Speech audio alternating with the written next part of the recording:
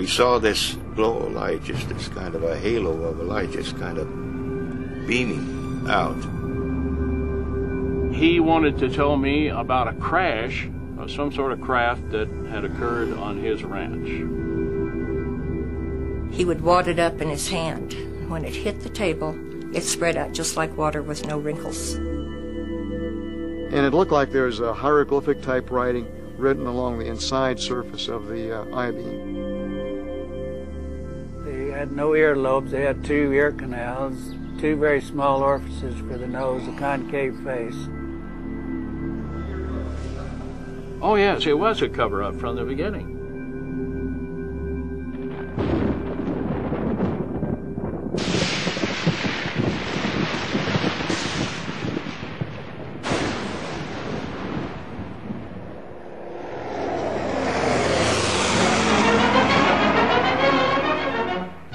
Roswell, New Mexico, 1947, a military town and Air Force base, home to America's 509 bomb group, a tight-knit community of soldiers and civilians in the heartland of rural America.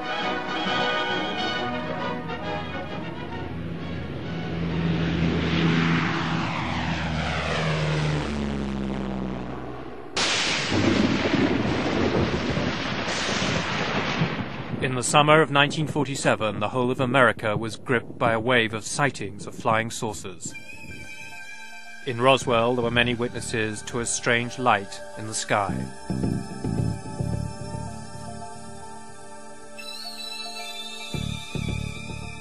But it was just going in a northerly motion at a pretty rapid speed, but nothing like a falling star or a meteorite. So bright like that, you couldn't look direct at it very long at a time. Then you had to look to the side of it, just like looking into a bright sun. William Woody is 61, a pig farmer who worked for the local bus company in Roswell. He remembers to this day what he saw on the night of the 4th of July, 1947. I was 13 years alive, and that was the first time I'd ever seen anything like that. We got in the old truck one morning and headed north out 285 just to see if we could locate it. Every exit or path off of the highway was blocked off with the military sentries, and said that it was under investigation and nobody was allowed to go either east or west off of the highway.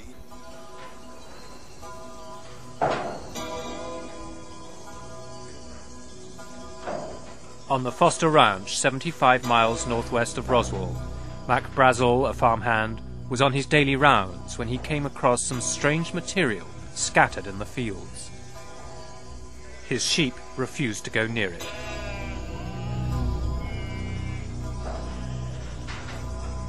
Unable to identify what it was, Brazel travelled 20 miles to show his nearest neighbour what he had found. Loretta Proctor is 83 and still lives on the same ranch near Corona, north of Roswell. She remembers Brazel arriving on horseback with a collection of strange material. He showed us this piece that looked like plastic or wood of some kind, and he said that there was some metallic looking stuff that when you crushed it, it just straightened right back out. It wouldn't stay crushed. And there was some beams or something that he said had kind of pinkish purple printing on it. Well, we told him it's probably a UFO and he should report it.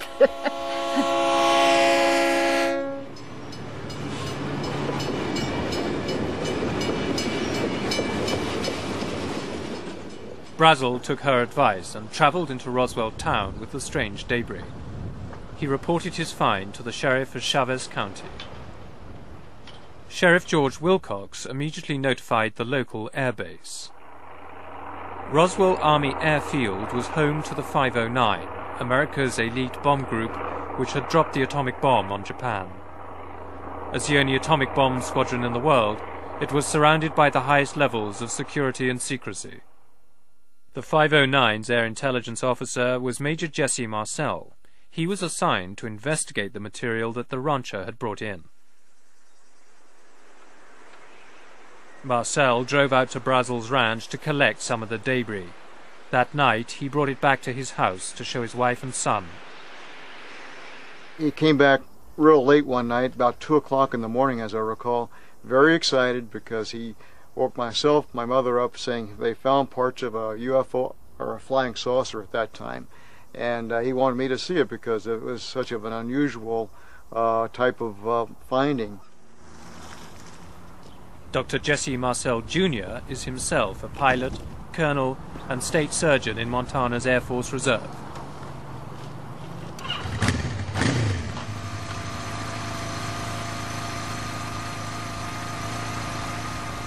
In 1947, he was 12 years old, but he vividly remembers the extraordinary nature of the material he saw that night in Roswell. As I recall, the most unusual part of the debris that I saw was the I-beam fragments, or what I recall as being I-beam, because they were very light, very strong, and they had some writing along the inside surface of this. And that was the thing that really set this apart from anything I'd ever seen before. Dan Dwyer and his colleagues in the Roswell Fire Brigade were also involved. The firemen were shown some remarkable material with curious properties. Dwyer's daughter Frankie was in the station at the time and remembers picking it up. When I would wad it up, it was like I had nothing in my hand. I couldn't feel it touching my skin. It was real weird. You drop it on the table and it was just like water, the way it would spread out. Meanwhile, Major Marcel brought the material he'd recovered back to Roswell Army Airfield. The commanding officer, Colonel Butch Blanchard, surprisingly ordered his public information officer, First Lieutenant Walter Hort, to issue an astonishing statement to the press. I was instructed by Colonel Blanchard to put out a press release which in effect stated that we had in our possession a flying saucer. In essence, it said that we have in our possession a flying disc. It was picked up on a ranch, and I can't remember if I said northwest of Roswell, brought into town by Mac Brazel, a ranch foreman, and the material was flown to higher headquarters, 8th Air Force, General Ramey. It was an announcement that stunned the world. The London Daily Telegraph reported that although no details were given of the craft, the Air Force claimed that it was of a flimsy construction, like a box kite. A small town in America had become the center of the world's attention. There was a tremendous amount of excitement because here I am, a little country editor in a small city in New Mexico, talking to Paris and Rome and London and Tokyo, and I can't remember all of them. Spent the whole afternoon on the phone. And I know that my counterparts at the Roswell paper and probably at the radio stations did the same. But there was a lot of excitement. America was transfixed. Radio networks issued hourly bulletins. This is an actual broadcast of the time. Headline edition, July 8, 1947. The Army Air Forces has announced that a flying disc has been found and is now in the possession of the Army. Army officers say the missile, found sometime last week, has been inspected at Roswell, New Mexico, and sent to Wright Field, Ohio, for further inspection. Russia has demanded UN action to get all... Major Marcel had flown samples of the material to Fort Worth, Texas, headquarters of the 8th Air Force. Here, the story would take a remarkable turn. General Roger Ramey, the commanding officer there, called a press conference in his office. In front of photographers, he invited Major Marcel to display the material he had brought from Roswell. The base duty weather officer was also ordered to attend so that he could give his verdict to the press as to precisely what Marcel was holding in his hands. The general called and said, "Get your ass over here to my office. We got something here we want you to look at." And aye, sir. And he says, "If you've got a car, fine. If you haven't, get one. Get the first means of transportation and get over to my office." And when I saw that, I said, "Is that your flying saucer?" And they said, "Yeah." And I said, "Well, hell no. That's a Raywin target and balloon. And if it isn't," I said, "I'd eat it without salt or pepper. I know what that is." "Are you sure?" Yes, I'm sure. I know what that is. This is what I would like to show you. In here, this is the photograph of the debris that was seen in General Ramey's office at Carswell Air Force Base in Fort Worth, Texas. This is my father holding up what is very obviously parts of radar target with balloon debris. In here you see balsa wood fragments. You have actually parts of the balloon envelope in of itself, and you have what looks like paperback metal foil. And to emphasize this, this is not what was seen on the floor of our kitchen that evening or that late early morning hours in 1947. This is totally different.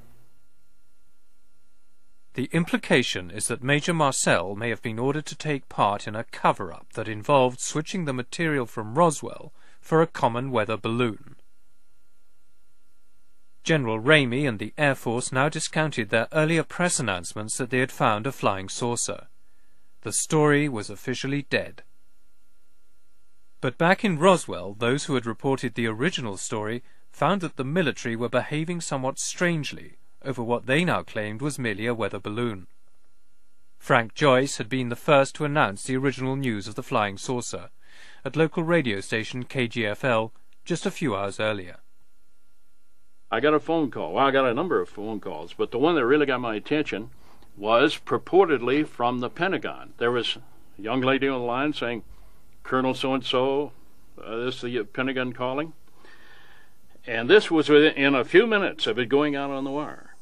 And the voice on the line says, who is this? I tell him. He said, you put that story on the air about the flying saucers? And I mean, his voice was, the type that really conveys menace and power. And I said, yes, I did. And he says, you're going to get in a lot of trouble for this, or made some threatening comment. And I said, look, I'm a civilian. You can't talk to me this way. You can't treat me this way. You can't tell me what to do in stories I put on the air. And he says, I'll show you what I can do. And bang, hung up the phone. And the voice at the other end of the line showed exactly the power that he had to the owner of the radio station.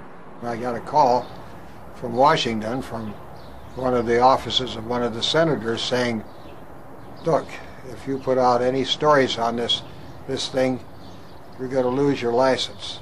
And it's not going to be over a period of time. It's going to be the same day that we tell you that you're off the air. Frankie Rowe, the fireman's daughter who had handled some material, had always regarded the Air Force in Roswell as friends of the town. But an unexpected visit from the military to her home would now cast the Air Force in a sinister new light. He had this club, or stick, or whatever it was, and he was beating it on his hand.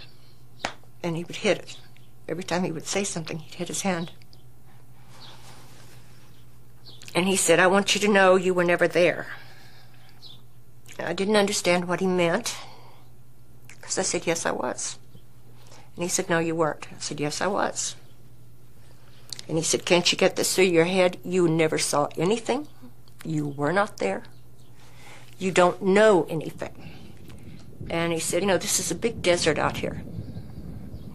We can just take you out in the middle of this desert and no one will ever find your bodies.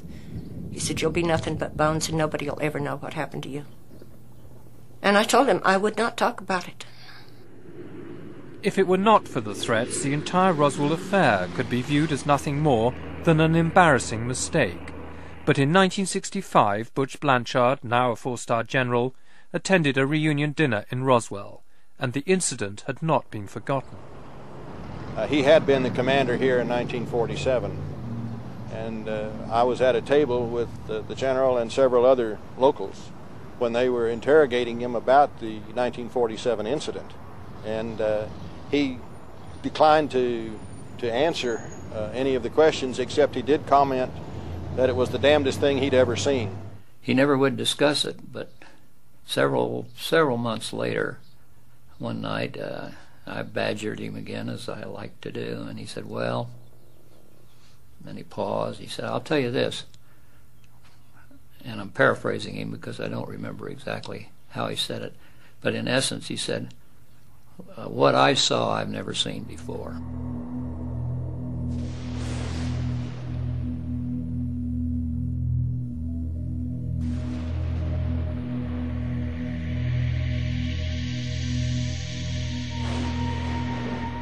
For 30 years, the Roswell incident remained a dark secret. Town and military maintained an uneasy silence.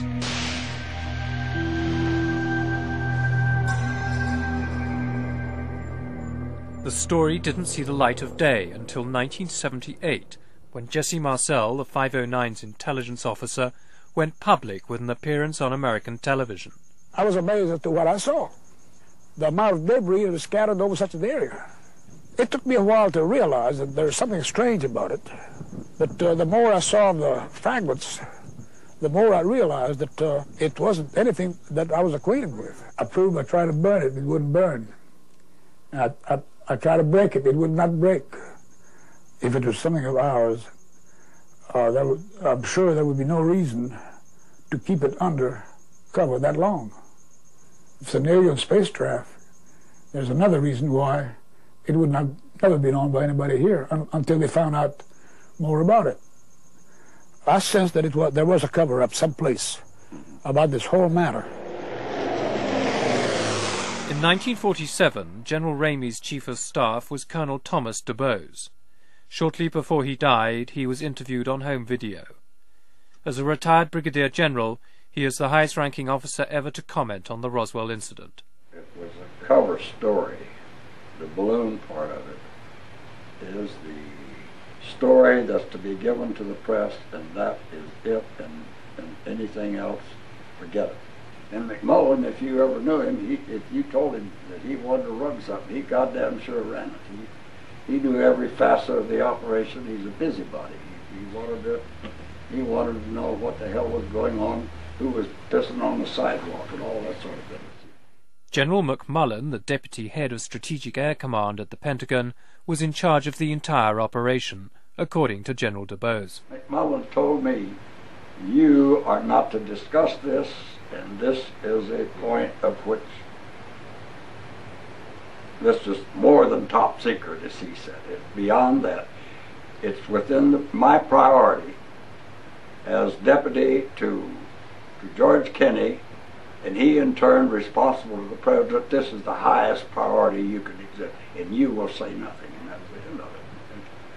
And Jesus, that's from the commander-in-chief, and you forgot about it. The revelations of DuBose suggest that the American Air Force did indeed have something important to hide. There's no question about that. General DuBose said that specifically to us, that the balloon explanation that the Air Force offered was a cover story to get the reporters off General Ramey's back. So we have a wide body of testimony that it was a cover-up. We have military witnesses saying they were sworn to secrecy. We have radio employees telling us that they were told if they broadcast their interview with Mac Brazel, they better look for a new job because they'd be out of the radio business the next day. We can show that beyond a shadow of a doubt. There's no question there was a cover-up. The question is, what were they hiding? What could the Air Force have been hiding for the last 40 years?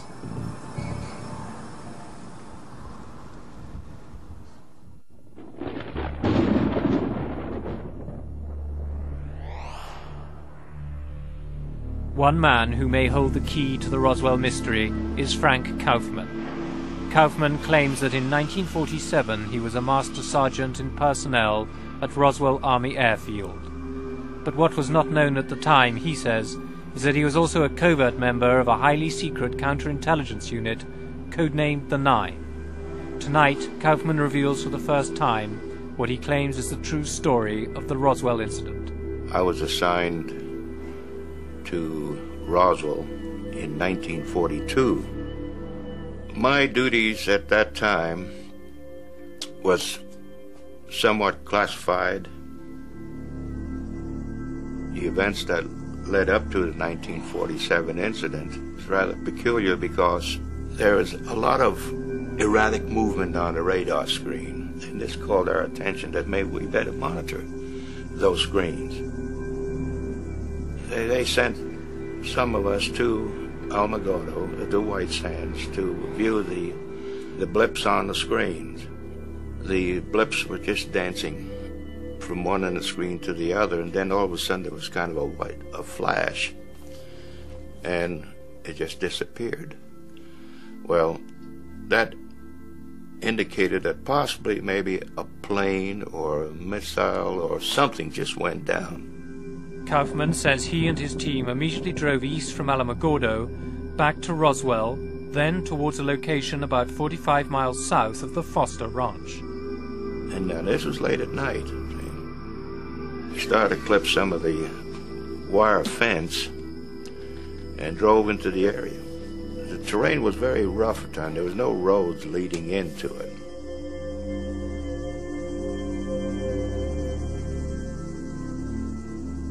We saw this glow of light, just this kind of a halo of a light, just kind of beaming out.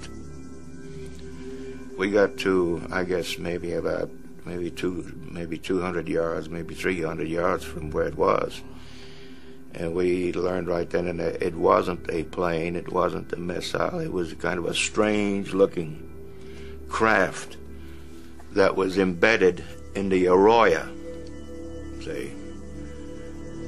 The size of the craft, I would say possibly maybe around 20, 25 feet in length, and it was open and kind of halfway, and one body was thrown up against the wall of the arroyo. The other one was half in and half out of the craft. And when we got in close, we noticed that there were probably 3 others inside the craft. Then we radioed in back to the base to have a truck, a flatbed, and a crane and everything else just come out to the site, and we prepared everything to clear everything off. Frank Kaufman provided us with what he claims is a copy of his official report on the Roswell incident. A top-secret document containing observations and sketches of what he saw at the time.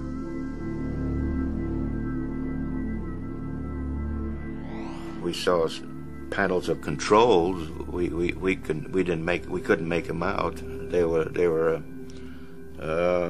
writings. We didn't know what it. We couldn't decipher it or anything of that nature. And the underbelly of the craft had a series of cells, quartz type cells, sort of glass-looking cells, Arctic in shape.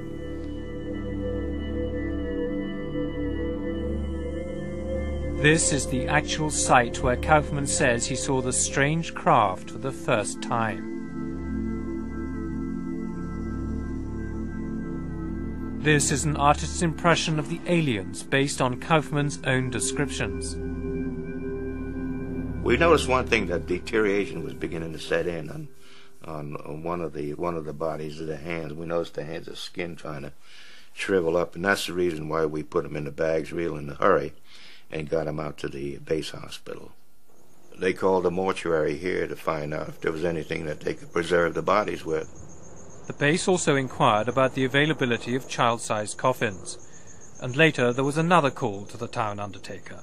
And I received a call later from the same mortuary officer stating that what embalming fluids consisted of, what would it do to the blood contents, what would it do to tissue, stomach contents, and how would it alter it. And I informed him what the answers that he wanted. Glenn Dennis also had the ambulance contract to ferry any injured servicemen to the base. That same day he took an airman to the hospital and was amazed to find himself being roughly escorted off the base by military policemen who told him he had no right to be there. As they were taking me out, there was a door that was open over to the left, and there was a nurse coming out that had a towel over a portion of her face, and she looked up and she recognized me, and she said, "Glenn, get out of here. Get out of here as fast as you can. You're going to get in a lot of trouble." Then the next morning she called me about 10 o'clock or so and said that she would like to see me, that we had to talk. And so I met her out at the Officers Club that morning. And she was already there when I arrived at the Officers Club. she was very upset, still crying, very hysterical. Then she told me what happened about going into this room. These doctors were there, and there was some 2 hospital gurneys there with the crash bags. One crash bag was 2 very small mutilated bodies. The other one, there was a very small body in a crash bag, but hadn't been mutilated as much as the others. And she told me the reason what they wouldn't let her out because they wanted her to write down what they were examining. And that's what she was doing. And they all became very ill. They said that the smell, and it was a very toxic smell, and they just couldn't breathe and get their breath, and they had to get out. This is Hangar 84, and this is where the craft and the bodies were actually brought into this hangar, but there was a lot of activity in this area here. And inside the hangar, right above on top, there was this large spotlight which was shining down on the craft, and also the bodies were laid out. There were 5 of them. And there was a cordon of military police around the area to keep people getting too close. There were other witnesses to the strange events at Hangar 84. I had security clearance, so I told him I came over there to pick up Lieutenant Governor Joe Montoya. He was at the hangar. Joe Montoya, Lieutenant Governor of New Mexico, was at the base campaigning for re-election. Outside Hangar 84, Ruben Anaya was waiting to pick him up. So the APs just lead us over there, and then, but they didn't park close to the hangar. They parked about a half a block away. And I says, what the hell's going on, And then when they went toward I moved a little closer, and that's when the big hangar was open, and Senator Montoya came out. He says, let's get the hell out of here. He says. When he come out of there, he come all scared, and he said they saw 2 little men with the big heads, but one was alive, still alive. They had him laying down on the floor, and he come out and told us the boss was there, and one was still alive.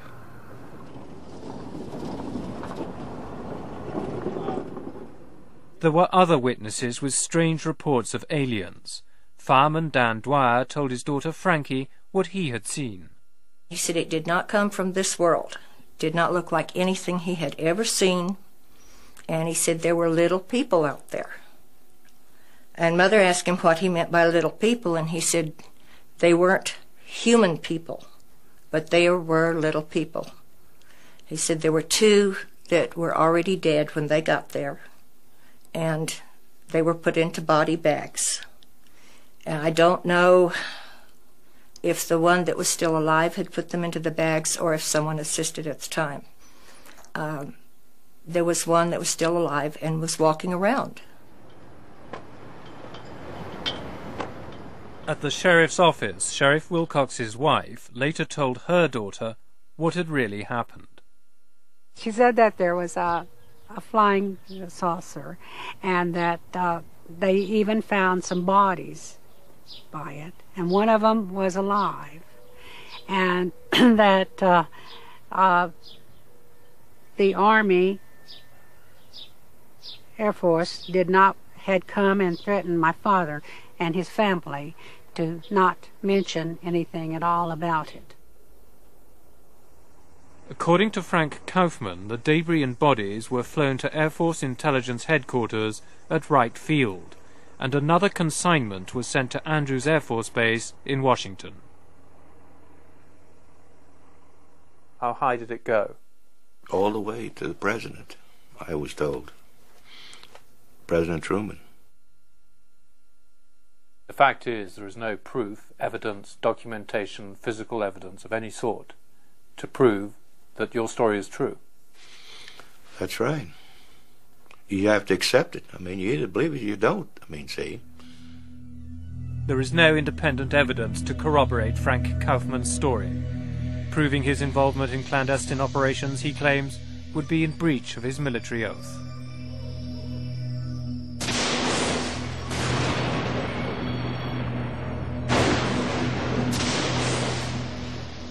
The lack of tangible evidence has been a consistent feature of the Roswell incident. Then earlier this year, a sensational film allegedly shot by an American military cameraman appeared in London. Our cameraman says that the crash happened in June. He was sent down to White Sands on the 2nd of June 1947, and that they'd spent a week and a half clearing up the area. He also explains that when they first arrived at the site, the area had been cordoned off, and that no one went anywhere near the vehicle. The ground surrounding the vehicle was hot. He said the creatures were all laying by the side, holding onto these oblong boxes which they wouldn't let go. And after a few hours, when the military moved in, the instruction was to move away all the loose debris and the creatures.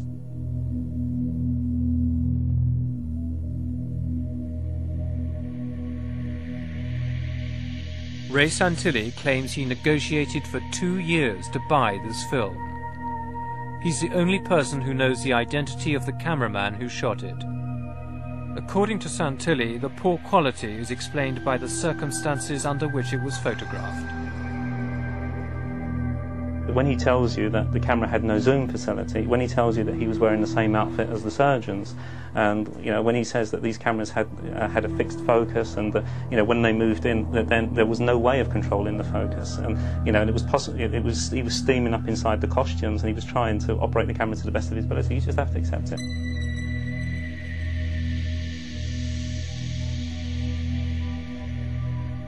The other question is, well, why isn't it a fixed camera? Why isn't it a camera fixed above looking at the body? But then his argument is that, well, surgeons were bending over it all the time, and the only way you can get to see these things is by moving around. And the camera that he detailed as using, we checked at the museum, and it's a handheld camera.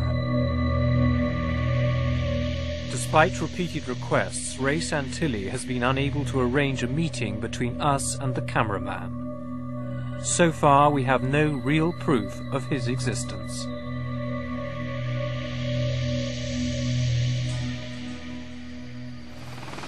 The American Air Force categorically denied the existence of spacecraft and aliens, but mounting pressure from the public and a determined congressman forced the Pentagon to launch their own investigation. In July 1994, their official report admitted for the first time that the original weather balloon story was in fact a lie, designed to cover up what had really crashed at Roswell, a balloon of a different kind. This is film of Project Mogul, a top-secret project designed to detect sound waves from Soviet atomic tests. The Air Force report states that Project Mogul offers the most likely explanation for the Roswell incident. I suspect that our Flight 4 on the 4th of June was probably the source of the debris that the Ranger found.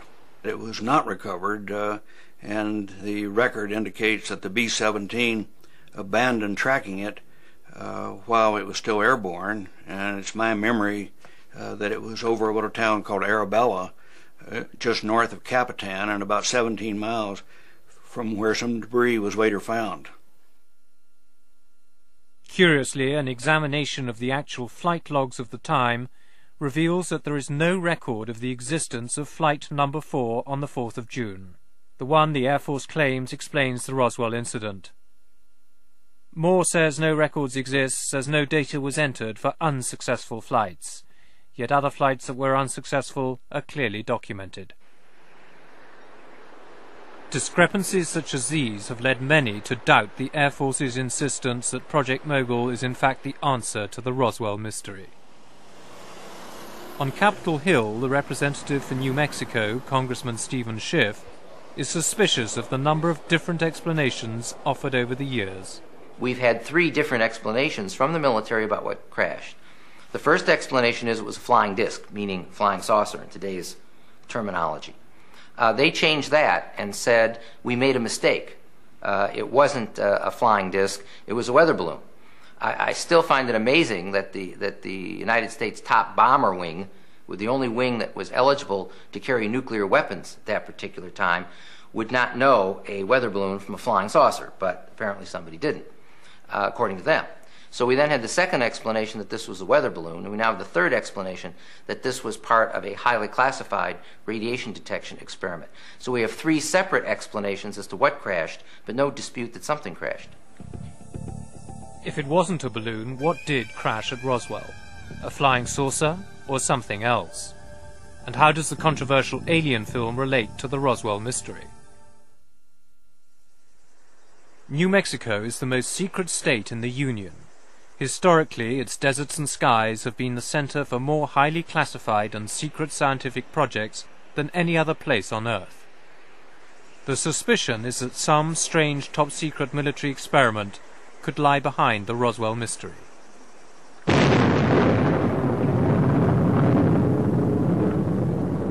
"50 years ago, the first atomic bomb was detonated in the Trinity test near White Sands. This summer, stealth warplanes were still on test flights in the skies above New Mexico.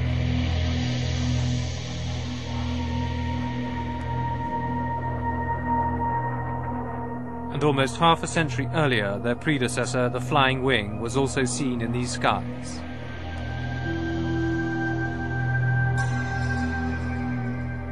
In 1947, White Sands was the location where America developed its early missile technology with V-2 rockets captured from the Nazis. Nazi scientists had been secretly relocated at the end of the war to develop the first stage of America's space program.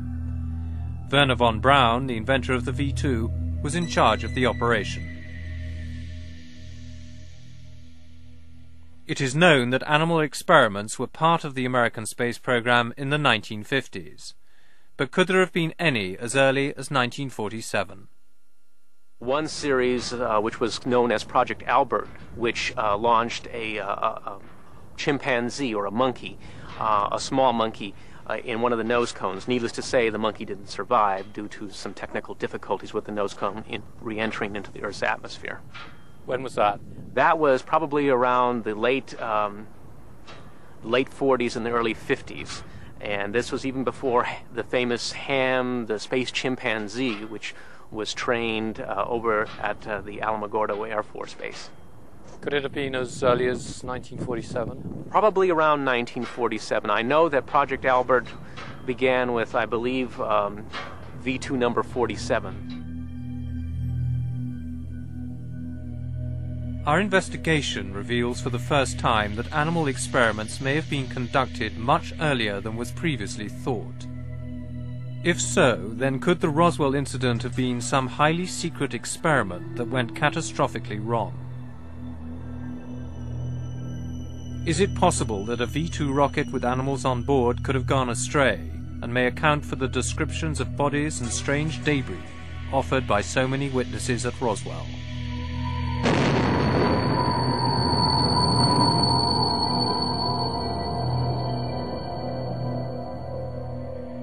Could the metal with the curious properties at the Foster Ranch have come from a crashed V-2? We have researched our records extensively, and on that specific date and time, and even that month, we had nothing that could conceivably be within that area. We had been launching some balloons, but nothing in that particular month when the crash at Roswell occurred.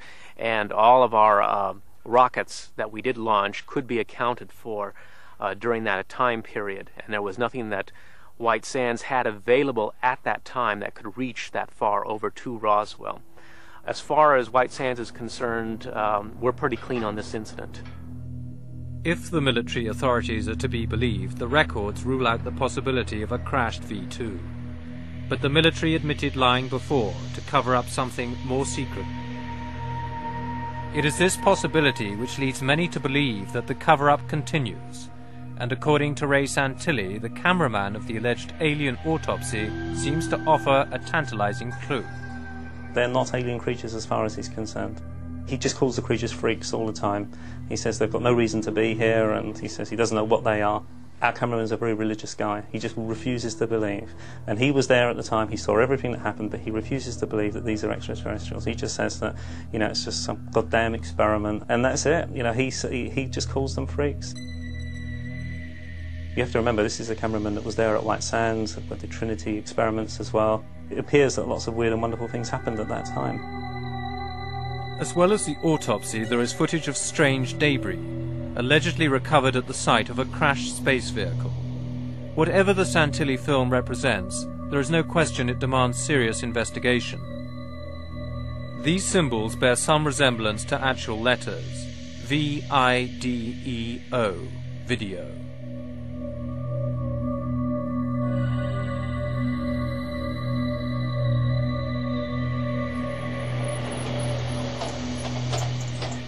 Despite doubts about its authenticity, we took the film to America to show to some of the witnesses that we originally interviewed about the Roswell incident. The symbols are vaguely consistent with my memory, since I can't be absolutely sure though, but they certainly could be consistent with what I saw.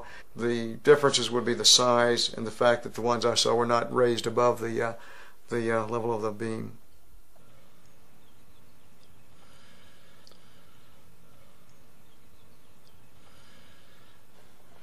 I'm trying to count the fingers in there. That's 6. I don't recall 6 fingers though. I don't know. It could. I won't swear to it, John. I don't recall those 6 fingers though. To be honest with you, it doesn't look too close to the Roswell incident. I can say that much. Dr. Ian West is one of Britain's leading forensic pathologists. He's frequently called upon by Scotland Yard in murder investigations. The blood is pattern is unusual. You don't normally get, that incision has been open for some time now. We've got 4 little trails running from it.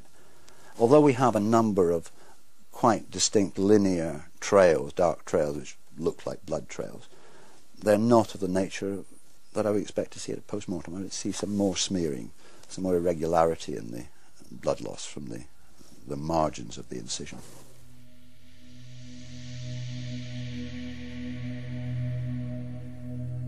One has seen one distinctive organ removed from the upper central abdominal region. It's of the size of a liver, but it's not of the liver shape, and it's not in the liver position. I've seen no intestines that I can distinguish. I can't distinguish the thoracic organs. It certainly doesn't resemble, from what one can see here, any human remains that I've ever seen. There's just no evidence to say this is definitely nothing on the film which makes me say this is definitely a hoax. My feeling is that probably about 98% feeling is that this is probably a man-made hoax. I have, as I say, a 2% area where I don't know.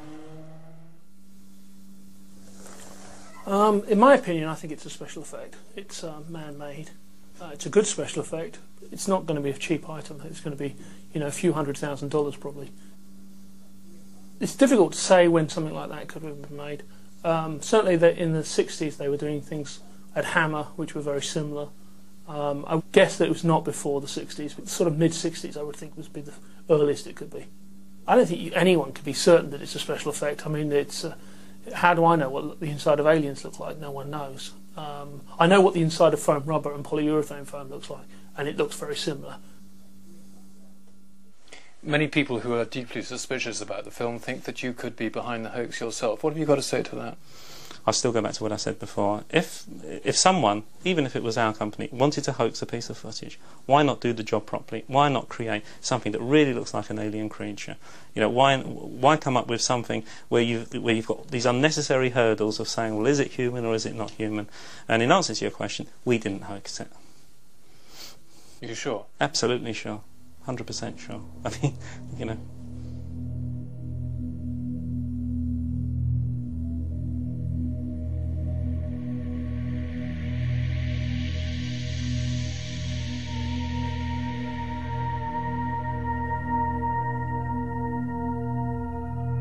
As of this moment, there is no conclusive evidence to prove that the film is either genuine or a hoax.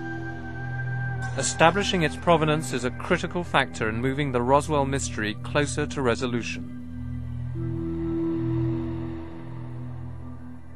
One vital step would be to have the film chemically analysed by a photographic laboratory.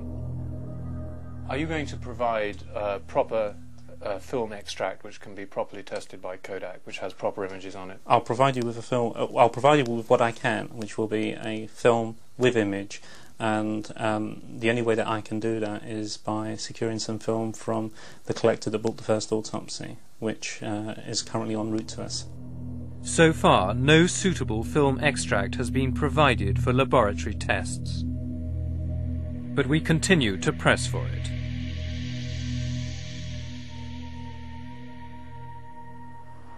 Back in Washington, the search for tangible evidence of what happened at Roswell has continued on a different front. The issue is providing to the public whatever records may still exist, if any, and there may not be any, but if any, on the Roswell incident, so people can make their own determination. That is the mission that I discussed with the General Accounting Office. The General Accounting Office is a powerful body which oversees government operations. They have been investigating government agencies to establish if there are any official records of the Roswell incident. In July this year, the GAO reported that the Air Force had destroyed their records relating to Roswell. For conspiracy theorists, it sounds all too convenient. But one man who would know if Roswell ever figured in secret files is Frederick Durant. In 1952, he investigated the whole question of flying saucers for the CIA. If there had happened in 47, we would have known about it in 52 or 53 when I was involved. And I truly believe that we had the best information available in the intelligence community, including the White House and the National Security Council. And the investigation would certainly have, in fact, it was not even considered in the Blue Book because it was meteorological balloon wreckage. But you are absolutely convinced that what you have told us what you saw and that is 100% accurate? I am absolutely 101,000%. It's the truth. The whole truth and nothing but the truth? That's right. As Ripley would say, believe it or not. For nearly 50 years, the Roswell incident has defied all attempts at rational explanation. In the world of UFO mysteries, it has become the most celebrated of them all. In the absence of any physical evidence, it all comes down to a question of faith. In the course of our investigation, we have encountered a wilderness of fact and fantasy. Credible witnesses relating credible tales with apparent sincerity. Incredible characters make outlandish claims that cast grave doubt on their own rationality.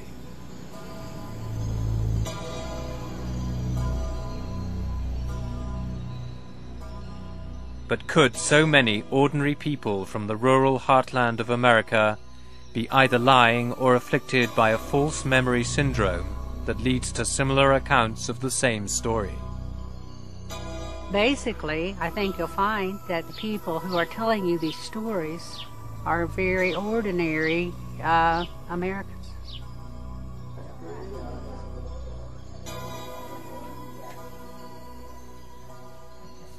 I know it happened. I know it was real. The threats were real. I think that they're covered up some, and I think they should tell the truth to the public now. Today, the Roswell incident remains shrouded in mystery. The Air Force insists that there are simply no secrets to conceal. Yet in a final twist, a source close to the Pentagon has informed us that secret documents have now come to light, and that in the next few months a new report will finally explain the mysterious accounts of strange bodies. It is just possible that the riddle of the Roswell incident may yet turn out to be a cosmic Watergate. General Ramey describes the object as being of flimsy construction, almost like a box type. He says that it was so battered that he was unable to determine whether it had a disc form, and he does not indicate its size. Ramey says that so far as can be determined, no one saw the object in the air, and he describes it as being made of some sort of tinfoil. Other Army officials say that further information